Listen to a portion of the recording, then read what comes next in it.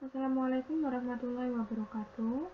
Hari ini kalian akan belajar tentang sifat, aplikasi, dan pemrosesan logam fero non-fero.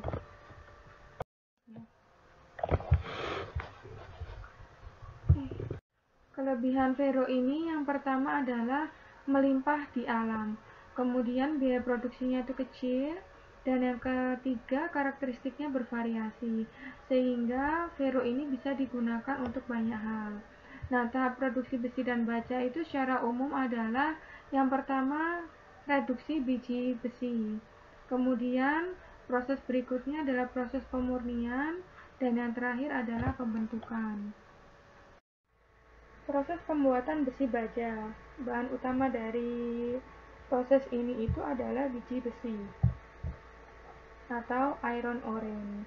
Nah, terdapat dua jenis proses pembuatan besi baja ya. Ada yang menggunakan reduksi secara langsung, ada yang menggunakan reduksi secara tidak langsung.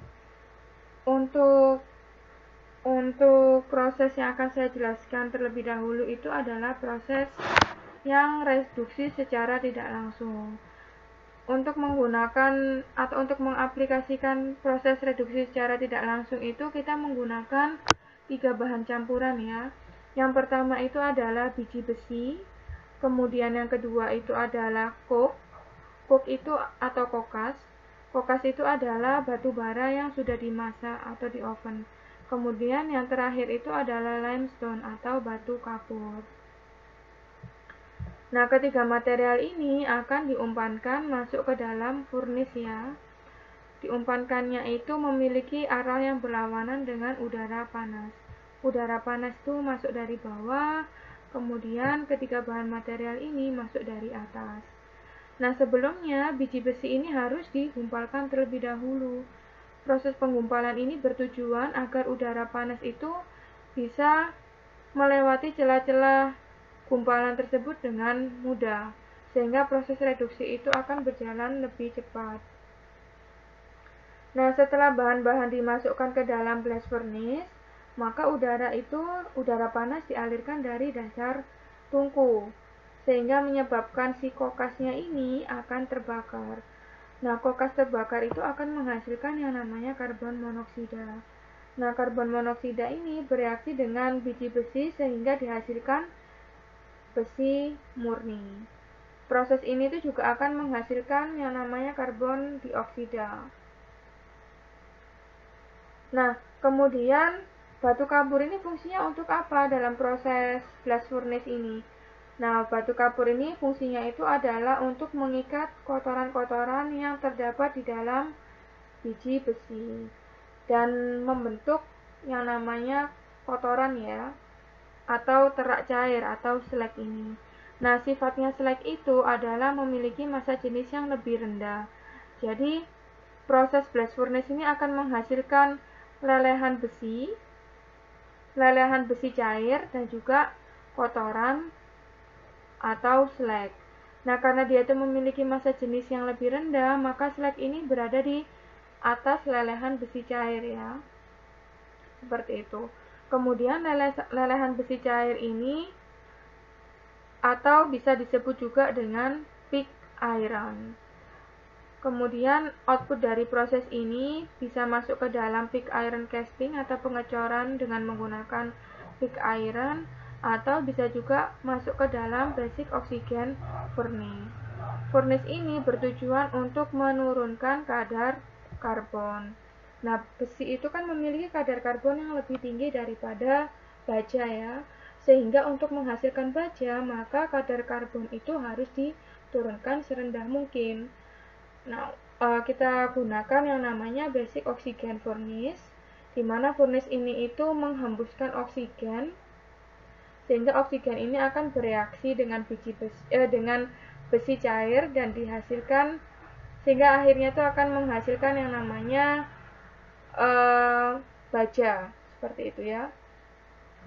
Pada saat proses ini berlangsung, kita juga mengumpankan yang namanya baja tua atau recycled steel. Fungsinya itu adalah untuk menurunkan suhu yang ada di dalam furnace ya, sehingga furnace ini tidak sampai mengalami kebocoran itu. Kemudian masuk ke dalam steel refining facility. Jadi fungsinya itu adalah untuk memurnikan baja. Karena baja-baja yang keluar dari sini, lelehan baja ini masih mengandung pengotor, sehingga kita perlu melakukan proses pemurnian. Oke, kemudian untuk proses yang kedua, yaitu proses reduksi langsung, itu bedanya itu adalah biji besi ini langsung dimasukkan ke dalam furnace ya. Jadi dia tidak perlu dicampurkan dengan kokas ataupun dengan batu kapur. Nah, udara panasnya itu adalah berasal dari gas alam atau juga berasal dari batu bara. Seperti itu. Nah, proses ini itu digunakan untuk mengubah gumpalan besi menjadi besi spong atau sponge ya, spong iron, dengan menggunakan gas yang dihasilkan oleh gas alam dan batu atau batu bara. Nah, fungsi dari gas alam ini adalah sebagai gas reduktor. Jadi gas alam ini mengandung CO dan H2, sehingga dia itu bisa bereaksi dengan biji besi dan menghasilkan besi murni Fe dengan kualitas yang tinggi. Kemudian output dari proses ini itu adalah solid iron atau besi dalam bentuk padatan. Berbeda dengan yang proses reduksi tidak langsung ya. Kalau reduksi tidak langsung itu outputannya adalah lelehan besi, kalau ini tuh adalah besi padatan. Kemudian besi padatan ini selanjutnya masuk ke dalam electric arc furnace. Jadi ini dimasukkan busur elektroda listrik ya. Kemudian fungsinya itu adalah untuk menghasilkan baja cair. Nah, pada proses ini kita amati akan terjadi penurunan karbon ya, penurunan persentase karbon, karena pada proses ini tujuan akhirnya itu adalah untuk menghasilkan baja. Nah, pada proses ini juga kita masukkan juga baja tua atau recycled steel. Nah, setelah itu masuk ke dalam steel refining facility untuk memurnikan baja tersebut. Kemudian masuk ke dalam continuous casting atau pengecoran secara langsung. Proses pengecoran secara langsung ini akan menghasilkan dua jenis produk ya. Secara umumnya ada yang bentuknya slab seperti ini atau ada yang bentuknya bloom. Ini ya. Oke, kemudian dari proses yang tadi itu masuk ke dalam reheat furnace ya, atau furnace pemanasan ulang. Jadi kan pada saat lelehan baja itu akan masuk ke dalam proses selanjutnya, itu rawan untuk terjadi proses pembekuan ya, karena dia akan bereaksi dengan udara sekitar yang lebih dingin, sehingga perlu adanya pemanasan ulang. Oke, untuk yang slab dan slab tipis ini masuk ke dalam beberapa proses ini. Di sini ada putaran roll seperti itu, sehingga bisa dihasilkan ada yang berbentuk lembaran. Lembaran ini bisa juga diproses untuk membentuk pipa ya, dan sebagainya. Ini adalah produk-produk dari pemanfaatan slab dan thin slab. Kemudian untuk bloom dan billet ini bisa masuk ke dalam rolling mill. Kemudian ada beberapa produk yang dihasilkan, ada cup, kemudian ada baja struktur, dan juga bisa berbentuk batangan atau bar dan rod ini ya. Reduksi biji besi. Seperti yang saya ceritakan tadi, ada dua jenis metode, ada langsung dan tidak langsung. yang langsung itu kita sebut juga dengan yang namanya metode Mittrex. Jadi kalau yang langsung ini iron ore ini ya masuk dari atas, kemudian dia dihembuskan oleh udara panas ya, campuran udara panas dan gas alam. Nah, pada saat gas alam ini, campuran ini tuh bertemu dengan biji besi, maka akan terjadi proses pemurnian. Karena gas alam ini berfungsi sebagai reduktor. Gitu. Kemudian untuk proses secara tak langsung ini kita butuh beberapa jenis material. Jadi selain biji besi ada material kokas dan ada material limestone atau batu kapur. Oke ya. Nah, pada proses tak langsung ini suhu furnace-nya itu terjadi sangat tinggi ya, yaitu mencapai 2000 derajat Celcius. Perbedaan antara kedua jenis proses ini, untuk yang pertama ini, besi yang dihasilkan itu adalah memiliki bentuk padatan atau besi sponge. Kalau yang tak langsung, besi yang dihasilkan itu berupa cairan atau pig iron. Itu ya. Untuk yang reduksi tak langsung tadi, sebelumnya saya ceritakan bahwasannya kita butuh yang namanya batu kapur untuk mengikat kotoran. Nah, bentuknya seperti apa sih? Nah, ini ya. Jadi dari proses reduksi ini akan dihasilkan lelehan besi ya. Karena si pengotor ini memiliki densitas yang rendah, maka dia itu selalu terapung, berada di posisi atas dari besi cair ini ya. Kemudian dia bisa diangkut melalui lubang ini. Kemudian karena posisi lelehan itu berada di bawah dari terak ini, maka proses pengangkutannya itu memiliki ketinggian yang lebih rendah daripada pengangkutan dari slag ini. Ini konsep dasar perbedaan antara langsung dan tidak langsung ya. Kalau langsung ini dia memasukkan gas reduktor langsung ke tanur, contohnya itu adalah gas alam. Ada beberapa metode yang kita gunakan, ada metode Mittrex. Kalau Mittrex ini perbandingan antara H2 dan CO-nya itu adalah 1,6 dan temperaturnya itu sekitar 900 derajat Celcius. Kemudian pada metode yang berikutnya HYL3, perbandingan H2 dan CO ini adalah 3 pada 930 derajat Celcius. Nah, reaksi yang digunakan dalam metode langsung ini adalah reaksi endotermik. Maksudnya itu adalah kita membutuhkan panas ya. Kemudian untuk metode tak langsung, bahan bakunya itu ada biji besi, kemudian ada kokas ya, batu bara ini, dan juga ada limestone gitu ya.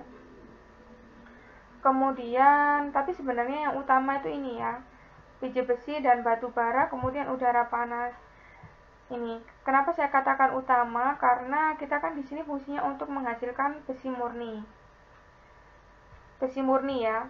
Nah, besi murni itu dihasilkan dengan mereaksikan antara kokas itu dengan udara panas hingga dihasilkan gas monoksida. Kemudian gas monoksida ini akan bereaksi dengan biji besi. Seperti itu ya. Kemudian si hasil reaksi ini akan menghasilkan yang namanya besi murni. Nah, fungsinya si limestone itu baru muncul pada saat sudah terjadi atau sudah menghasilkan besi murni ya, dimana besi murni itu pasti akan terdapat pengotor. Nah, besi dan pengotor tersebut bisa diikat dengan menggunakan batu kapur. Kemudian reaksinya ini memanfaatkan reaksi eksotermik atau reaksi menghasilkan panas ya. Kemudian molten iron atau lelehan besi dengan 4% karbon 4% itu merupakan karbon yang masih ini ya cukup besar ya, sehingga kita perlu melakukan penurunan lagi, yaitu dengan cara defosforisasi, kemudian dilakukan pemurnian. Berikut adalah kelebihan dan kekurangan dari metode langsung dan tidak langsung. Kalau metode langsung ini kelebihannya, suhu pembentukan besi padatnya itu adalah sekitar 930 derajat Celcius. Kemudian kandungan karbonnya itu 2,5%. Itu ya. Kalau kekurangannya, besi padatan yang dihasilkan atau dalam hal ini spong iron itu punya luas permukaan yang besar, sehingga dia itu memiliki resiko terbakar. Kemudian lokasi pabrik ini harus dekat dengan sumber gas alam. Sementara untuk tidak langsungnya ini, kelebihannya reaksi eksotermik, reduksi bertahap biji besi menjadi besi baja ini mudah. Kemudian prosesnya itu mudah dan aman. Kemudian kekurangannya, suhunya ini membutuhkan suhu yang sangat tinggi ya, yaitu sekitar 1530 derajat Celcius. Kemudian kandungan karbonnya ini juga cukup tinggi, yaitu sekitar 3-4%. Oke, nah secara umum itu perbedaan antara reduksi langsung dan tidak langsung ini terletak pada outputannya ya. Kalau reduksi langsung ini, produknya itu kan berupa besi spong. Besi spong ini memiliki kandungan besi yang lebih tinggi daripada pig iron, gitu ya. Kemudian gas reduktornya itu menggunakan gas CO atau H2 yang terkandung dalam gas alam, sehingga kita itu tidak perlu menggunakan kokas yang harganya cukup mahal gitu. Ada beberapa jenis proses pemurnian baja ya. Nah, sebelum baja itu dimurnikan, maka terlebih dahulu itu harus melewati yang namanya proses reduksi biji besi. Nah, biji besi itu sebelum diproses itu dalam bentuk besi kasar ya. Kemudian diproses sehingga dihasilkan ada dua jenis, bisa dalam bentuk besi cair atau molten iron, atau bisa juga sebagai besi padatan ya, atau besi spong. Nah, proses pemurnian itu tujuannya itu adalah untuk menurunkan kadar karbon.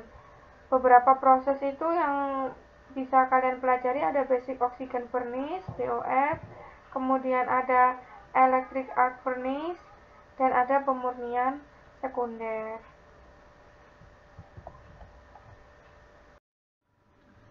Basic oxygen furnace. Oke, pada proses ini kita menggunakan oksigen murni. Fungsinya oksigen ini adalah untuk menurunkan kadar karbon, sehingga kadar karbonnya itu turun dari 4,3% menjadi 0,04% dalam waktu 20 menit. Ada beberapa jenis metode peniupan oksigen ya. Ada yang oksigennya itu ditiup dari atas, kemudian ada juga oksigen dan batu kapur itu dicampur kemudian ditiupkan dari bawah. Nah, untuk kasus oksigen dan batu dan kapur ini, pencampuran ini berfungsi untuk memisahkan silikon, besi oksida, material pengotor lainnya, sehingga dihasilkan terak yang mengandung campuran ini ya. Ada CaO, SiO2, dan FeO. Ini adalah proses dari metode peniupan oksigen murni. Seperti yang saya ceritakan tadi, bahwasannya ada beberapa cara. Yang pertama itu adalah meniupkan oksigen dari atas dan juga meniupkan oksigen dari bawah. Dan pada intinya, proses peniupan oksigen ini bertujuan untuk menurunkan kadar karbon sehingga dihasilkan material baja. Nah, gimana prosesnya? Seperti ini ya. Si furnace-nya itu bisa digerak-gerakkan. Kemudian dia furnace ini akan menerima pasokan dari scrap. Scrap itu adalah besi tua. Kemudian dimasukkan, selanjutnya diikuti oleh lelehan dari logam ya. Nah, setelah itu diberi oksigen. Nah, oksigen ini akan menghilangkan atau akan menurunkan kadar karbon. Setelah itu, pada proses itu akan dihasilkan yang namanya terak ya, atau pengotor. Nah, sehingga bagaimana cara menghilangkan pengotor itu? Ya ini ya, pertamanya itu kita keluarkan terlebih dahulu hasil dari lelehan logamnya itu, kemudian setelah itu baru kita keluarkan pengotornya atau teraknya. Untuk metode yang kedua, electric arc furnace. Bahan yang dimurnikan ini bisa pig iron padat, pong iron, atau besi scrap, besi bekas ya, atau scrap. Nah, secara garis besar metode ini itu tetap ya menggunakan gas oksigen untuk mengurangi karbon. Nah, tetapi di sini itu kita menggunakan adanya arus ya, dan ada penambahan flux CaCO3 atau MgO. Fungsi dari flux ini itu adalah untuk menghilangkan pengotor lain. Setelah itu masuk ke dalam proses pencetakan. Oke, nah ini ya prosesnya. Jadi ada furnace ini dibuka itu ya. Kemudian 3 ini itu adalah elektroda. Nah, elektrodanya itu akan dialiri oleh arus listrik ya. Kemudian scrap ini dimasukkan. Setelah itu si elektroda ini akan menghantarkan arus listrik sehingga akan terjadi panas dan mengakibatkan pelelehan di sini. Oke. Kemudian ini menambahkan zat pengikat kotoran sehingga kotoran dan besinya itu bisa dipisahkan ya. Kemudian kita tuangkan pengotornya terlebih dahulu karena pengotor ini memiliki massa jenis yang lebih rendah, jadi kita ambil di bagian atasnya ya.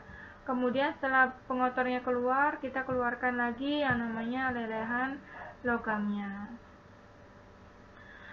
Nah, karena bahan baku itu kebanyakan dari baja bekas, maka baja yang tersusun atas baja bekas ini memiliki kualitas yang rendah. Berikutnya adalah continuous casting atau proses pengecoran ya. Proses pengecoran ini kita butuh yang namanya baja cair atau bisa juga tembaga cair ini ya. Kemudian baja cair ini masuk ke dalam proses pengerolan. Ini ya. Proses pengerolan ini berfungsi untuk mengurangi dimensi. Kalau bentuknya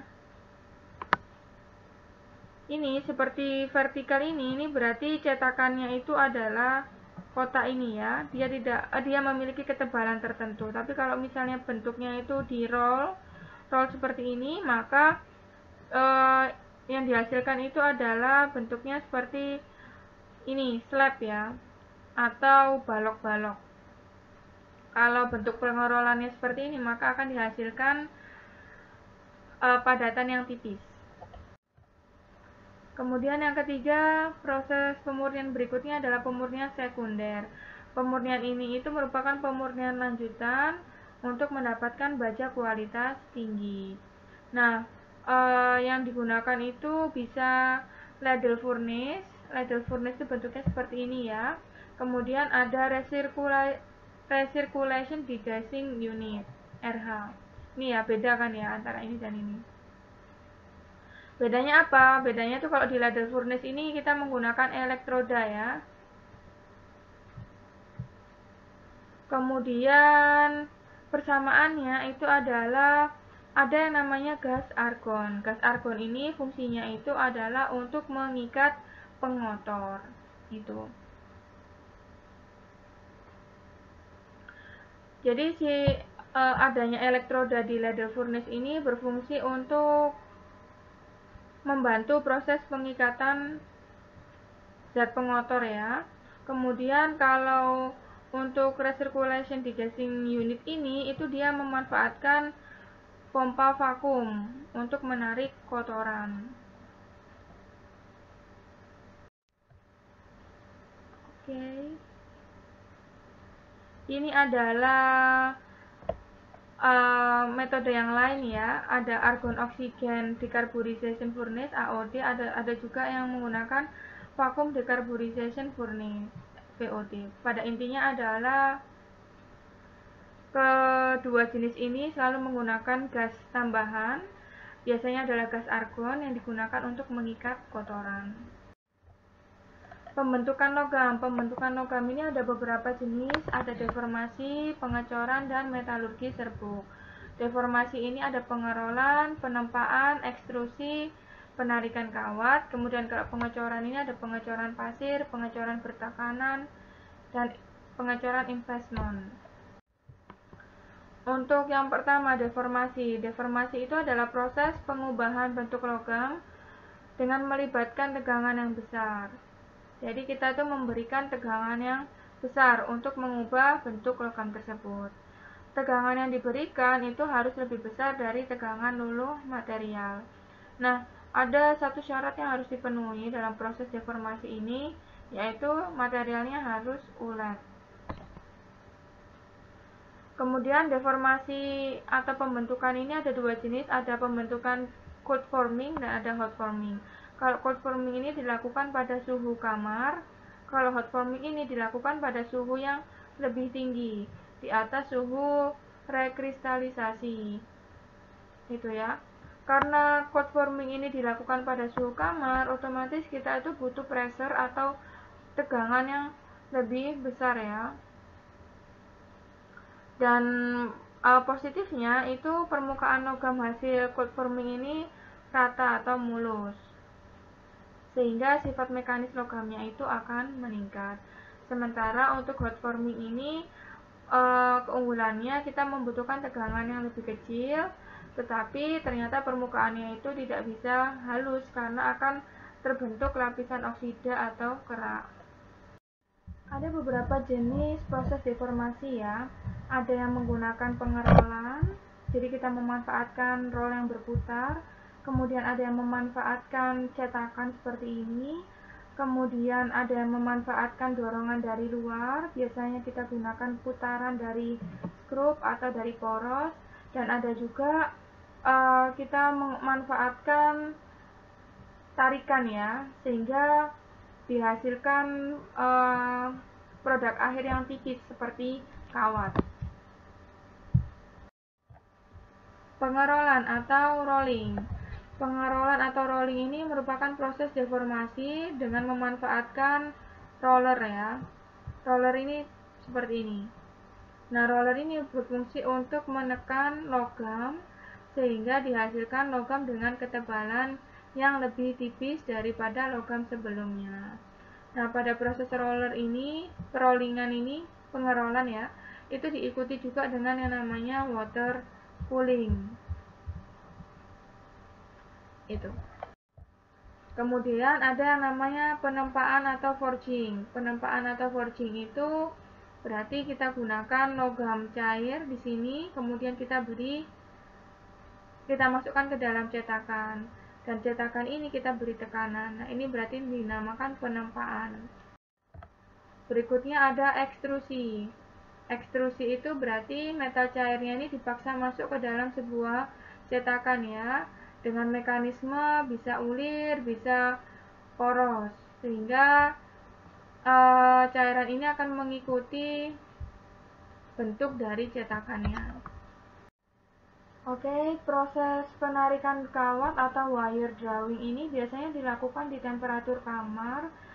Nah, untuk proses ini kita itu membutuhkan puller ya, atau penarik seperti ini. Jadi pada saat material masuk, dia dipaksa masuk ke dalam cetakan yang memiliki celah sangat kecil ya. Kemudian dia itu akan ditarik oleh roller dan dia akan dipaksa untuk keluar seperti itu. Sehingga karena ada proses penarikan ini sehingga dikatakan sebagai penarikan kawat. Berikutnya penekanan atau deep drawing. Kalau di deep drawing ini berarti kita itu memanfaatkan adanya gaya tekan ya. Ini seperti ini. Jadi yang warna merah ini adalah material, raw material kita. Kemudian kita berikan cetakan ya. Di sini ada yang bentuknya seperti ini. Ada yang bentuknya silinder. Jadi tinggal diletakkan di bawahnya saja. Kemudian kita beri tekanan dari si benda ini. Sehingga tekanan ini itu akan memaksa cairan atau memaksa raw material ini mengikuti cetakannya. Berikutnya pengecoran. Pengecoran itu adalah fabrikasi logam dengan cara pencairan dan penuangan ke dalam cetakan sesuai desain. Teknik pengecoran logam ini ada pengecoran pasir, kemudian pengecoran bertekanan, investment casting, dan low pressure die casting. Untuk pengecoran pasir itu berarti kita membutuhkan cetakan yang biasanya terbuat dari pasir. Kemudian pengecoran bertekanan, kita memanfaatkan tekanan pada proses pencetakan dan pembekuan. Kemudian untuk investment casting itu kita menggunakan cetakan dari lilin ya atau wax. Kemudian kalau low pressure die casting itu bentuknya seperti ini ya. Jadi kita memanfaatkan adanya tekanan yang rendah seperti itu. Jadi ada material di sini, kemudian material ini ditarik ya atau dihisap sehingga masuk ke dalam cetakan ini. Kemudian berikutnya metalurgi serbuk. Metalurgi serbuk itu maksudnya kita memanfaatkan logam yang diubah menjadi bentuk serbuk. Nah, serbuk logam ini dikompaksi atau ditekan, kemudian akan berbentuk bakalan atau green ya. Setelah itu dipanaskan. Nah, pada proses pemanasan ini maka antar partikel itu akan terjadi yang namanya proses difusi. Kemudian menyatu dan memiliki kekuatan yang tinggi. Ini adalah tugas presentasi yang perlu kalian kerjakan ya. Di sini kalian harus mencari tentang aplikasi dan sifat logam tersebut. Sementara itu kalian juga harus menjelaskan alasan mengapa logam tersebut itu digunakan dalam aplikasi yang sudah kalian sebutkan. Buat presentasi individu dalam 5 slide untuk masing-masing logam. Satu orang itu mengerjakan satu jenis logam yang berbeda. Waktu presentasinya yaitu minggu depan dan sekitar 5-7 menit per individu. Oke, ini adalah pembagiannya ya. Jadi misalnya ada baja, besi tuang, logam refraktori, paduan super, logam mulia. Untuk baja misalnya ada orang yang pertama itu mempresentasikan tentang baja karbon rendah, kemudian yang kedua baja karbon sedang, kemudian berikutnya ini penomorannya tidak urut karena karena disesuaikan dengan jenis logamnya ya. Kemudian misalnya nih logam refraktori ini bukan orang ke 9 ya, tapi orang ke-13 itu menjelaskan tentang material tantalum, ada niobium dan sebagainya. Kemudian untuk nomor yang tidak ada di dalam kotak-kotak ini ya, akan saya minta untuk mempresentasikan proses pembuatan aluminium untuk nomor 27, kemudian nomor 28 proses pembuatan magnesium, dan yang terakhir proses pembuatan emas. Saya rasa di kelas ini cuma ada 29 orang saja ya. Nah, itu mohon dikerjakan. Oke, sekian materi hari ini. Semoga bermanfaat. Mohon maaf jika saya ada salah. Assalamualaikum warahmatullahi wabarakatuh.